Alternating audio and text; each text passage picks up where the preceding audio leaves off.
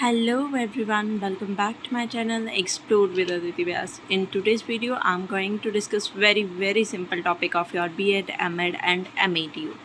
So here's the topic is test construction. Alright, here we are going to discuss what is test construction and how many types of tests you have.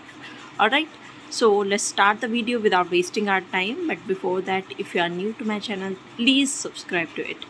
So if we talk about test construction, so something for measuring the skill, knowledge, intelligence etc. is known as test. कि कोई भी चीज़, ठीक है, जो measure कर सके किस चीज़ को, हमारे सामने वाले लर्नर की स्किल्स को या नॉलेज को या इंटेलिजेंस को, उसको हम बोलते हैं टेस्ट. और इसी टेस्ट को लेने के लिए डिफरेंट तरीके से डिज़ाइन किया जाता है, और जब हम उस टेस्ट को डिज़ाइन करेंगे तो उस चीज़ को हम बोलेंगे टेस्ट कंस्ट्रक्शन. ऑलराइट, अब ये जो टेस्ट होते हैं वो डिफरेंट टाइप्स के होते हैं, ठीक है. डिपेंड करता है कि टेस्ट किस तरह का है, क्योंकि इंटेलिजेंस की मेज़र हम किसी एक क्वेश्चन पे तो वेस्ट कर नहीं सकते, या एक तरीके से तो हम उस चीज़ को जजमेंट दे नहीं सकते, ठीक है. तो डिफरेंट टाइप्स होते हैं. तो अगर हम टेस्ट कंस्ट्रक्शन की बात करें on the basis of form, तो ये दो टाइप की होती है. One is oral test and the second one is written test. Oral test जो आप किसी बच्चे से सुन के लोगे, या मतलब स्पेलिंग सुन ली या कुछ भी चीज़ कर ली. रिटन में आप उसकी स्पीड भी देखोगे, हैंड राइटिंग भी देखोगे, और उसको मतलब राइट करने के लिए दोगे on the basis of purposes, कि आपके पर्पस क्या हैं, टेस्ट लेने के पीछे आपका उद्देश्य क्या है. प्रोग्नोस्टिक है कि प्रिडिक्शन करना कि ये बच्चा शायद 98 स्कोर कर लेगा, शायद, ओके. या डायग्नोस्टिक है कि इस बच्चे के अभी 33 मार्क्स आ रहे हैं, तो हमें उसकी हेल्प करनी है ताकि वो अच्छे से अच्छा स्कोर कर सके.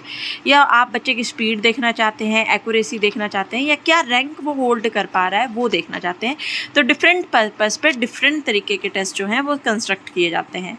Then on the basis of organisation of test, subjective and objective. अब आप देखेंगे बहुत सारे टेस्ट ऐसे होते हैं जिसमें कैसी टेस्टिंग होती है, हमारी सब्जेक्टिव होती है कि ऑप्शन दिए हुए हैं, ठीक है.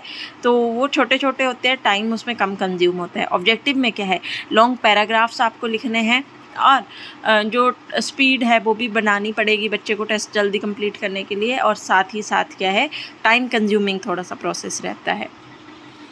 उसके बाद आता है on the basis of period, कि आप डेली टेस्ट ले रहे हो बच्चे का, या मंथली या वीकली या टर्म टेस्ट ले रहे हो. आप जजमेंट्स जो देंगे वो किस बेस पे देंगे रहे, कि आप डेली उस बच्चे को कितना ऑब्जर्व कर रहे हैं उस बेस पे, या मंथली आप देख रहे हो. वो सारे टेस्ट जो हैं डिफरेंट तरीके से डिज़ाइन किए जाते हैं, ठीक है. On the basis of method of scoring और इंटरप्रेटिंग स्किल्स, कि स्टैंडर्डाइज और नॉन स्टैंडर्डाइज, कि टेस्ट जो है आपका वो स्टैंडर्डाइज है या नहीं है, ठीक है. कि स्टैंडर्डाइज में क्या है, आपको जजमेंट मिलेगी, नॉन स्टैंडर्डाइज में बेसिकली नहीं भी मिलेगी. On the basis of duration, कि आपका टेस्ट लॉन्ग चलने वाला है या शॉर्ट चलने वाला है, आप किस तरह से उस बच्चे को क्या है उसकी मेजरिंग कर सकते हैं स्किल्स की और नॉलेज की, ठीक है. So these are the types of test. बहुत छोटा सा और सिंपल टॉपिक था. आई होप आपको समझ आ गया होगा. Thank you for watching. Stay connected.